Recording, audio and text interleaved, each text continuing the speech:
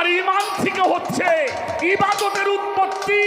শরীয়ত বলেন, তরিকত বলেন, হাকিকত বলেন, মারফত বলেন, নবুয়ত বলেন, বেলায়েত বলেন, রিসালত বলেন, খিলাফত বলেন, জাহির বলেন, বাতিন বলেন, সমস্ত কিছুর উৎপত্তি হলো ঈমান থেকে।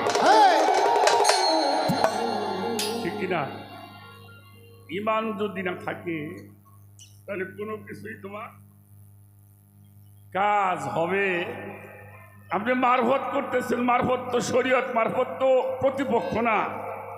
শরীয়ত আর মারফত হইল একই অপরের পরিপূরক। কিন্তু সমাজে আমাদের কিছু কার্যকলাপের কারণে এটা এখন প্রতিপক্ষ হয়ে গেছে। কি প্রতিপক্ষ হয়েছে? আমাদের কিছু চলা, আমাদের কিছু আচরণ, সেই আচরণের কারণে আজকে আমরা শরীয়ত আর মারফত হয়ে